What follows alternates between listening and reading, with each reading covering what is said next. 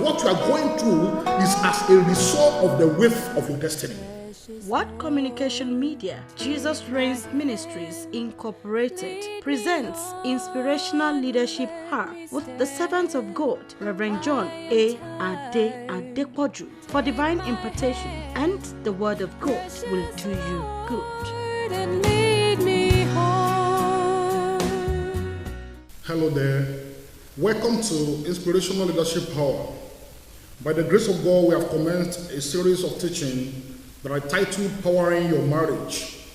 Powering Your Marriage. And under the first session, we have considered why marriage. Today, by the grace of God, we'll be looking further into marriage spokesperson. Marriage spokesperson. Open your Bible with me into the book of 1 Timothy, chapter 2, verse 13 to verse 14. 1 Timothy, chapter 2, verse 13 to verse 14. I'm reading from New King James Version.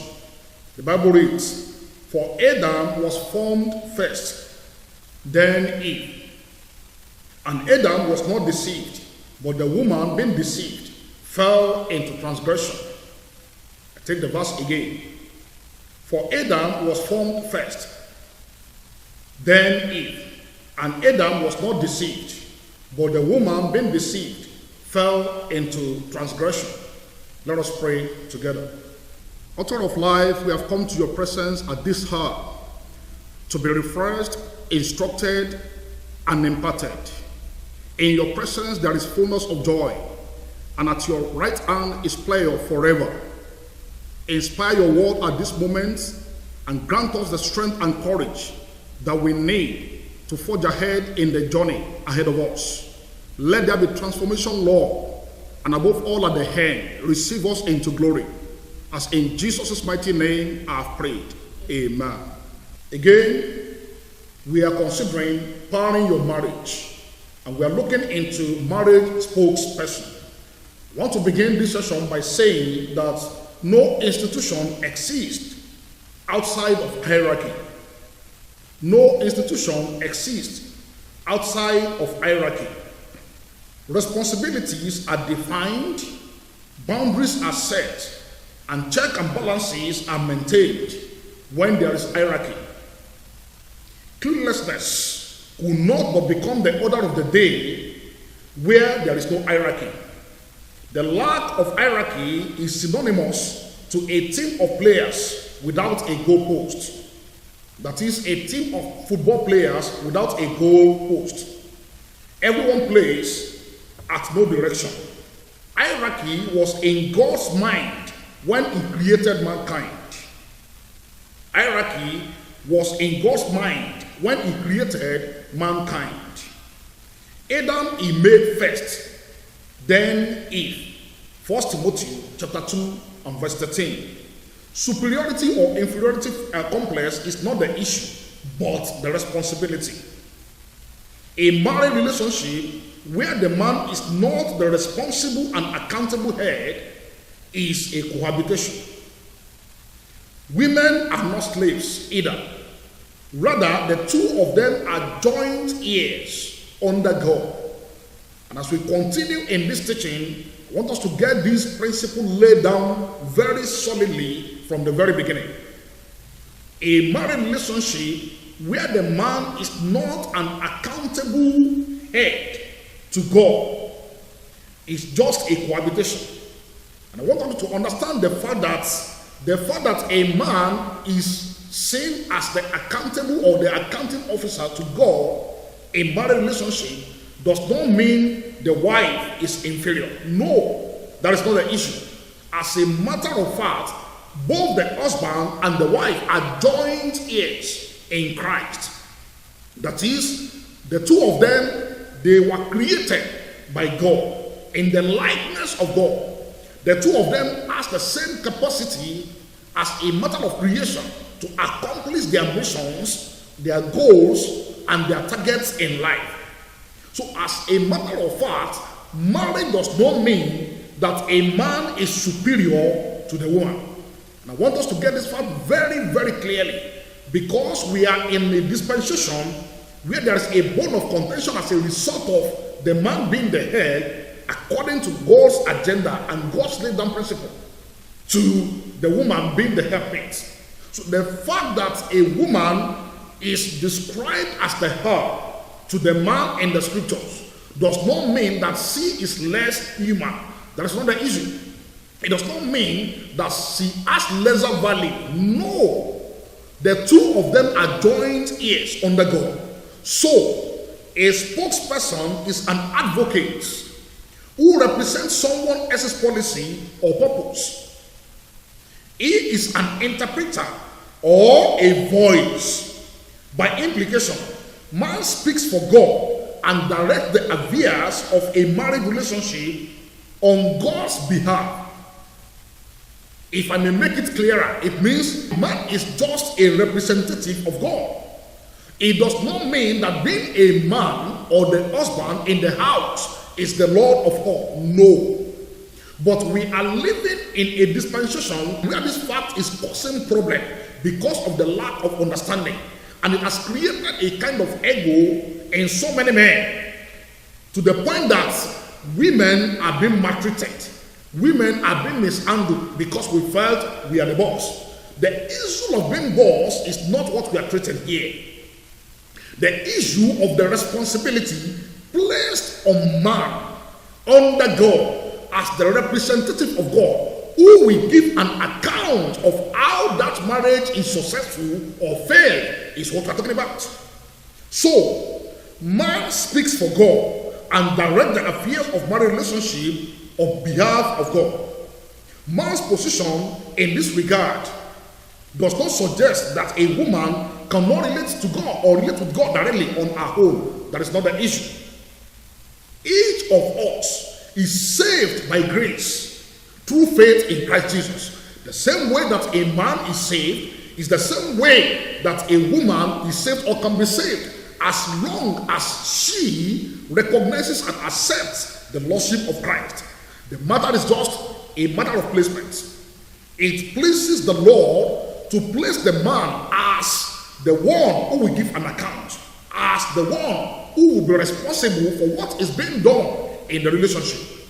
Let me bring an example. In every class setting or a classroom, definitely there will be a representative. There will be someone who will be accountable to the teacher. A teacher cannot just come to a class and is asking for what is being done or what has not been done or what is expected of the class to submit, and everyone is giving a chorus answer. In such a setting, it means there is no orderliness. The same principle applies in marriage. So the issue of spokesperson applies in marriage, and it is the issue that pleases God to place upon a man as the one to serve as the mouthpiece. In essence, in every marriage relationship, God expects that when he knocks, somebody should respond on behalf of the family. So it is not a matter of superiority or inferiority. It does not mean that one is placed above other. No, it is just a point of duty. It's just a matter of responsibility. So, man's position in the matter of marriage relationship does not mean that he is superior to the wife. It is rather a matter of responsibility, a matter of leadership, a matter of representative of God, or a representative of the family who will give account to God what has been done in the family. Being a spokesperson is more of a portfolio than a title. I want to challenge every man that there is need for us to come to this understanding. We are not carrying a title. We are carrying an office. We are carrying a portfolio, a responsibility attached to us under God. And when the responsibility is given, it is expected of the fellow to be responsible. It is expected of the fellow to be committed, to be responsible, to be mindful of what has been given to him. It is not just to be going around bragging about what we have been ordained to do or we have been given. If we understand what the word portfolio means, it's a task. It is a responsibility that must be done. I want to continue by saying that as a chief accountant, a man gets into trouble with God if he does not audit the family business under God very accurately. In other words, marriage is a business. It is a business of God, a business that God expects to yield interest, yield profit. God expects that through our marriages, the earth should be populated for God. The kingdom of the devil should be depopulated. So God expects that through our marriages, his kingdom should be extended to the world, and we should become the agent that will populate the world for the kingdom of the Lord. So if a man, as the spokesperson, if a man, as the chief accountant, will not audit the account of this business, that means failure is inevitable. And when there is failure, it means that we have disappointed God. So if we come to this understanding clearly, there will be no need for fretting. There will be no need for argument. There will be no need for chaos. There will be no need for fighting. There will be no need for struggling for recognition or the issue of equality, gender equality. Yeah, that's the word I'm looking for. So there will be no need for struggling to have gender equality. That does not mean that we are not equal. So when we know what it has been placed upon our lives to do, women we know is a responsibility. If God has placed on him to do it, let him do it. So there is no need for me struggling to hijack the steering of the family from his hands. Men also, we need to see this as a responsibility. It is not something to fret about. It is not something to brag about. It is not something of an ego. It is a responsibility under God. Most men aspire while still in the office because they prioritize the office of the spokesman as a seat. It is not a seat. It is not something that we're supposed to be bragging about. It is not something that we want to make people to know that we are there. No. Marriage is not something to pride in. Pride in the sense of, I'm there, I'm the boss, I'm the law. No. It is something that we must take with a sense of responsibility, with a sense of awe, a sense of commitment, knowing that if we do it wrong, we are in trouble. We are in trouble. So many men today are aspiring because we don't come to this understanding. Our signatures are no longer strong enough to append into the work that God wants us to do as a family. So when God comes to vet what we are doing, we are weak. We are weak. So when we are talking about spokesperson, that's what we're talking about. We are talking about responsibility. We are talking about representative. We are talking about leadership. Leadership. Leadership. We are talking about servant leadership. We are called to serve. We are not called to lord things over others in the family. We need to begin to retrace our steps. Are we indeed representing God? Are we indeed speaking for God? Are we indeed responsible? Are we indeed committed? That being said, the contending truth is the fact that the leadership role in marriage relationship is placed on man. It is a contending truth in our system, in our world, globally today. We are in an era that so many women, probably because of the failure on the part of the men, think that they should not see themselves as the help. They don't want to see the word help meet. And unfortunately for us, it is in the Bible. So we thought nobody should be labeled as the head of the man. It's an issue in our era. And God himself made it that way. He made it in such a way that Adam was created first, not a matter of superiority or inferiority. I want to emphasize that as much as I could do. But as a matter of responsibility, a matter of representation, a matter of hierarchy, it pleases God to ordain it that way, and nobody can change it. So, in our era, it is a contending truth. Contending truth. But fortunately and unfortunately, whichever, 1 Timothy chapter 2 and verse 13 states that Adam was created first. The leadership placement therefore makes man God's spokesperson. It makes him to become responsible. It makes him to become the point of attack and the point of focus. Attack for the devil, focus for the Lord. So So I'm challenging us men today. We need to come to the realization of the fact that we are the spokesmen. Take the bull by the horn. Take the leadership that God has given unto you. Do something with it. Let it be known to the world that you are committed to the cause of your marriage. And as a result of that, they are seeing the glory of God through you, such that others can pray and liken their family after yours.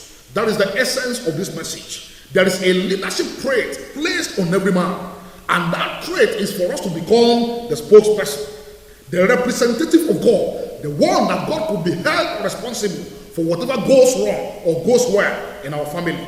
The question is, how are we doing it? How are we doing it? May I bring to your attention that if a spokesperson will not express himself or does not know what to say or when to say it, such a fellow is a failure. He has disappointed God. He does not want, in the first instance, to be known as a spokesperson. Can you imagine an ambassador of a country misrepresenting the interest of his own country in the foreign country? Such an ambassador is doomed. And I've come to the realization that in our days, many men are doomed. We are doomed because we are an ambassador, but we are not representing God adequately, even to our family, not to talk of the society.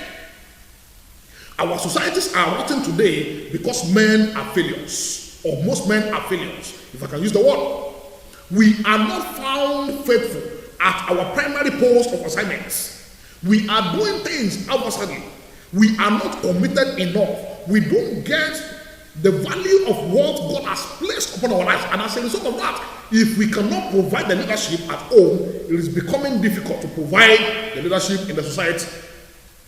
Look at our political arena today. What are we seeing? Men who are of no value. Men who are of no significance. Men who are of no resources. Men who lack substance in what they do. And as a result of that, our societies are not advancing. Our system of governance are not productive enough. Why? Because men in their primary post of assignment, they are not productive. Today, we regard the politicians as the honorables. May I ask us under God, are we indeed honorable? Are we indeed committed? Are we indeed symbol of excellence? If we cannot represent God as an excellent God in our home, how do we want to represent God as an excellent God in the society? That is where the point lies.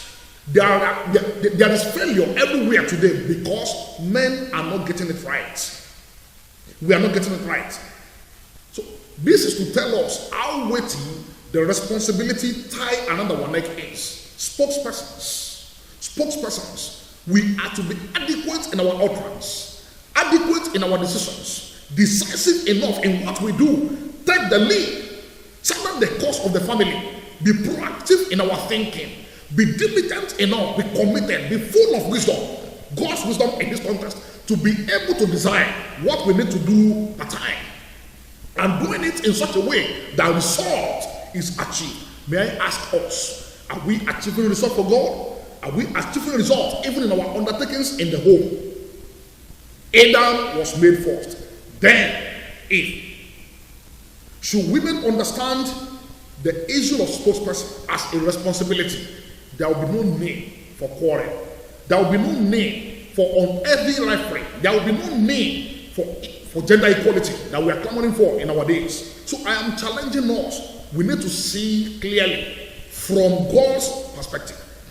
Let's take an example in the scriptures. Man's address determines how he is addressed. Matthew chapter 12 and verse 37. Wisdom lies in the speech, not in the dress. I want to look at an example. Wisdom lies in the speech, not in the dress. Unfortunately, the spokesperson who's supposed to be full of wisdom in presenting issues, presenting matters both at home and in the society are lacking. We are bragging in our ways, we are bragging in our dresses, we are bragging in our gorgeousness. Oh, look at the dress, look at the shoe, look at the kind of car that is driving. That is not the issue. The speech that is coming out of us, what can people say of it? The virtuous woman in Proverbs chapter 1 wouldn't have been righteous if her husband is not a correct spokesperson. And that is the example I'm presenting unto us. His profile, the profile of the man of this woman was not windy and was not worthy in the scriptures. Let's look at it together. Proverbs 31 and verse 23. The Bible says, "Her husband is respected at the gates, where he takes his seat among the elders of the land." Again, her husband is respected at the gates, where he takes his seat among the elders of the land. Proverbs 31 and verse 23. Nothing is more admirable. No woman takes delight in a foolish man. The man was not identified or named. If you study Proverbs chapter 31, the man, the husband of this virtuous woman, was not named.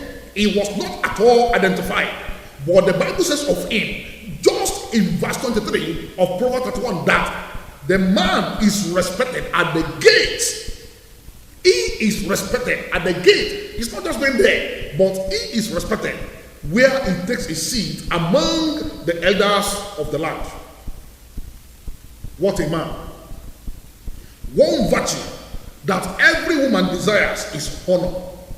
Unfortunately, dubious men are regarded as honorable men in our days. I've mentioned that earlier on. By Jewish custom, the seat of the man depicts an arena of judgment or a border of a country where immigrants are checked in. Interestingly, an outstanding character of a judge is discernment. Discernment. It gives birth to right judgment in the spirit of wisdom. That is the inherent quality in every man. A man, the male gender in this context, supposed to be discerning enough for the family. He's supposed to have the wisdom of God to be able to pass right judgment. Unfortunately, in our days, we are seeing men who are of no importance even in their home. Mention them in the society. It is the wife that will first condemn them even before the people begin to condemn. Why? Because they are foolish. So it is a clear call for us that it is better for us not to marry than to marry and not be wise as a man. As a man. That does not relegate the work or the position of the wife. No, that's not what I'm talking about. The fact remains that God has placed on us the necessity to be the spokesperson. He has placed on us the necessity to represent him. So we must represent him well, because he himself as a God is an excellent God. So if we cannot be excellent in what we do, why marriage? If we cannot pursue excellence, if we cannot represent the excellent God well to our family and well to the society, we don't need it. So it is a matter of responsibility. For this man, he was known and respected at the gate among the elders where he takes his seat. Interesting. The latter part of the man's profile is also down to heart. It's very, very down to heart. Let me read again to your hearing. Proverbs 31 and verse 23. The Bible says, "A husband is respected at the gate." That's the first part. Where he takes his seat among the elders of the land. Among the elders of the land. What does that mean? Presumably, this man is a young man. And even if it's an adult, or if it's an older folk, or a older person, it means that among the people, he was the only one that was singled out as the wise man that could be respected. He has the wisdom of God, so that among the elders, he is distinguished. That is what we're talking about. So age is not the factor for you to be the spokesperson of your home. Wisdom is the issue. Where he takes his seat among the elders of the land. Even if he was an older fellow, he was the one that is respected. May I ask the question, are you respected? In most cases, we have seen men talking in the society, and when they talk, people begin to hiss. People begin to feel uncomfortable. That does not mean that women cannot talk and their work cannot carry substance. We are not talking about women in this context. We are talking about men. What are you doing with the placement that God has put over your life? What are you doing with the leadership placement that God has placed over your life? Will you represent God? Can God come into a society and he talks and people hears? No. Can God talk as a man that you can see physically and will become uncomfortable? No. That is what you are representing. So if you are representing a God that people are willing to listen to at all times, you must act accordingly. Act accordingly. This man, he was respected among the elders where he takes his seat. Interesting. By implication, age does not guarantee honor and wisdom. Diligence does. Proverbs 22 and 29. Seest thou a man who is diligent in his work? He will stand before kings and not mere men. Where are we standing today as men? Are we really men of honor? Equally again, age is not a prerequisite for becoming a spokesperson of your home. The knowledge of who God has made you to be is the issue. Many of us, we don't realize that we are men. We don't realize that we are placed as leader in our homes. Again, let me make a clear distinction here. I'm not talking about lording things over. I'm not talking about struggling for recognition. I'm not talking about making your wife to know that you are the man of the house. That is not the issue. Again, there is no home that is free of friction. There could be friction. It could be resolved. There could be argument. It could be resolved. There could be fight. It will be resolved because wherever two people live together, wherever there is a relationship, there is bound to be tension and friction. So I'm not talking about friction in this context. I'm not talking about struggling for recognition. I'm not talking about lording things over your house or your wife. I'm talking about realizing what God has placed over you, projecting it, working it out willingly, that the people under you will follow you. The emphasis on the phrase that is being said repeatedly in our days, that marriage is not to be conducted presumptuously when we are having wedding services, is an indication that people who are going into marriage relationship don't know what they're going into. If we know what we're going into in the first instance, it should not be emphasized, because we will be acting it out. People will see it evidently in us that we know what we're doing. Can I ask a question? Do you know what you're doing as a man in the house? Do you know? In the society today, we are seeing men who have failed God in their homes, failed God in the society. They cannot channel, they cannot decide for their wives, for their homes, what next to be done. They cannot take actions. They are not responsible. They cannot channel a course. They are just doing this and doing that, trying to see whether it will work or not. Why will it not work? If you know truly that you are placed there to design the mind of God and to take the lead. So when you are taking the lead under God, it must work. That does not mean we cannot fail, but we are not failures. But unfortunately, we are seeing men as failures in our days because we don't know what we carry. We don't know what has been placed over our lives to do. So, I'm challenging you. Be responsible. It is not a matter of age. Do you realize that Saul was in his 30s when he became the first king in Israel? Do you realize that Joseph was in his 30s when he became the only prime minister in Egypt? Do you realize, again, that Daniel was a single man when his fame went abroad in Babylon? So what are we talking about? The fact that you are young in marriage does not mean you are not wise. It does not mean that you cannot be wise. You can be, in fact, you are meant to be wise. The fact that you are a single man does not mean you don't have substance. If you don't have substance as a single man, what guarantees that the substance will come when you are married? So God is challenging us. Adam was made first, and Eve. Take the lead in your home. Take the lead under God. Be responsible. Do it in God's way, and you will see results. So I'm challenging you again, men and women. There is an hierarchy in marriage. Hierarchy. Man is to be the leader under God. It's not issue of superiority or inferiority. No, it is the placement that has placed the law so that there could be orderliness. Let it be so, and watch God if He will not do His part. Many of us today, many homes, we are not achieving what God has ordained for us to achieve. We are being distracted. Instead of focusing on what we need to do, Because of the issue of gender equality, we are missing out. So I'm calling us into order. I'm calling us into repentance. God wants our home to achieve greatness. Wants our home to be heaven on earth.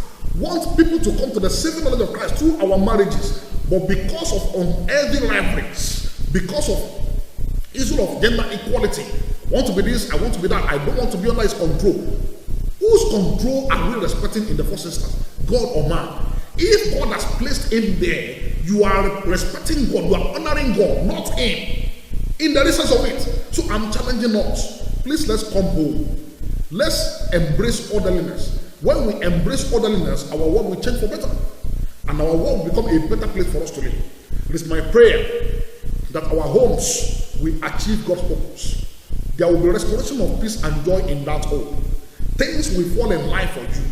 There will be no more struggle to achieve your work here on earth as you continue to obey the law. Both of you, obeying the law, going this way, doing this way. As from today, there will be a change. People will come to your rising.